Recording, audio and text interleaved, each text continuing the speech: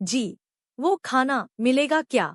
प्रमोद ने सकुचाते हुए उनसे पूछा। नए आए हो ना? ढाबे में खाना नहीं मिलेगा तो और क्या मिलेगा? उनकी अनुभवी आंखों ने उसकी सकुचाहट को पढ़ लिया। क्या लगाऊं? उन्होंने पूछा।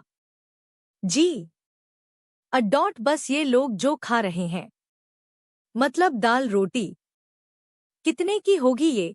एक दो लोग और थे जो वहां खाना खा रहे थे। उनकी थाली में दाल रोटी सब्जी चावल देख के प्रमोद ने वही खाने को उनसे कह दिया। 20 रुपए की थाली है। 4 रोटी दाल सब्जी और चावल। आराम से बैठो बेटा, लगाती हूँ। उन्होंने बड़ी ममता से कहा और रसोई में चली गईं। ओह जी, पर एक बात है, मेरे पास सिर्फ सिर्फ 19 रुपए हैं। प्रमोद बड़ी शर्मिंदगी से बोल पाया। कोई नहीं, बाद में दे देना। अब खाना खाने तो रोज ही आओगे न यहाँ? उन्होंने जाते जाते मुड़के मुस्कुराते हुए वात्सल्य प्रेम में डूबी आवाज में मुझसे कहा। जी जी ठीक है। वह चैन की सांस लेते हुए बोला। उसके बाद खाना खाया और पैसे देकर वह अपने कमरे पे आ गया। एक गरीब माँ बाप का होनहार मगर बहुत शर्मीला बेटा प्रमोद यहाँ झुंझुनू में आगे पढ़ने आया था। सेक्टर किसान कॉलोनी के पास कस्बा भवन में एक सस्ता कमरा लेकर रह रहा था। आज उसका पहला दिन है।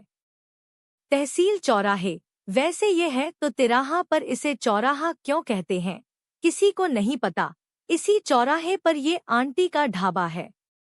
ढाबा क्या, सड़क किनारे बने एक छोटे से मकान के निचले हिस्से में एक महिला, जिन्हें सब आंटी कहते हैं, मीनू में सिर्फ 2 आइटम वाला ये ढाबा चलाती हैं।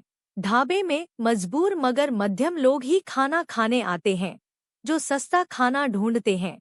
इसलिए ढाबे की हालत और उसकी कमाई में से कौन ज्यादा खस्ताहाल है ये कहना जरा मुश्किल है। अगले दिन प्रमोद फिर जाता है ढाबे में। आंटी उसे देखकर मुस्कुराती है। वह भी हल्का मुस्कुराता है। शायद कल के बाद से थोड़ा सा आत्मविश्वास आया है। उसने कहा, आंटी खाना लगा दीजिए, पर आपसे एक विनती है, आप थाली से एक रोटी कम कर दीजिए, क्योंकि मेरे पास 19 रुपये से ज्यादा खाने पे खर्च करने को नहीं है। उसने सोचा खाने से पहले ही साफ साफ बता दिया जाए। हालांकि बजट 20 रुपये का था, पर 1 रुपया रोज बचा के जब छुट्टियों में घर जाऊंगा तो अपनी माँ के लिए कुछ उपहार ले जाऊंगा, ये सोच के प्रमोद ने यह नीति बनाई थी।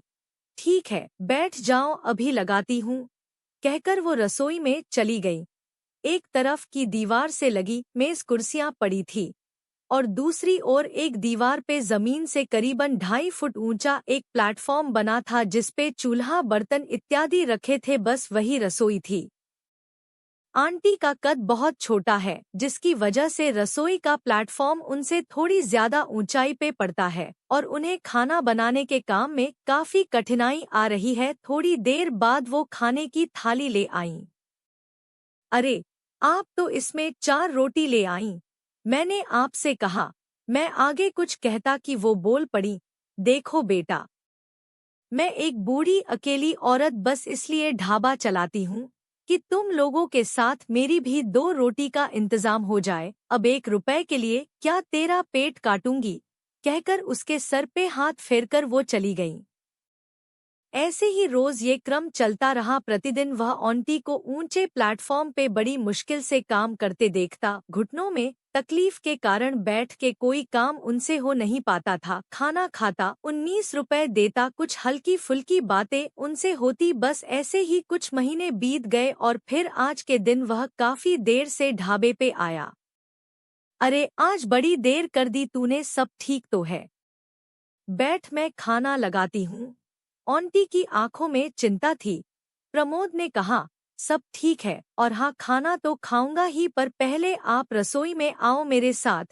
उनका हाथ पकड़ के वह रसोई वाले हिस्से में उन्हें ले आया और उन्हें रसोई के प्लेटफॉर्म की ओर खड़ा किया और फिर उनके पैरों के नीचे पूजा पाठ वाली दुकान से खरीदी लकड़ी की एक मजबूत चौकी रखने लगा। तो वो आश्चर्य से भर गईं। उस पे खड़ी हुईं और उनकी आंखों ने न जाने कितने वर्षों के बंधे बांध खोल दिए। प्रमोद ने उनके पैर छुए और कहा, happy mother's day aunty. Aunty ने प्रमोद को गले लगा लिया। और रोते हुए बोली, ऐसा बेटा भगवान सभी को दे। हमें भी जहाँ तक संभव हो ऐसे लोगों की मदद जरूर करनी चाहिए जिससे समाज में प्रेरणा मिले और समाज आगे की ओर अग्रसर रहे।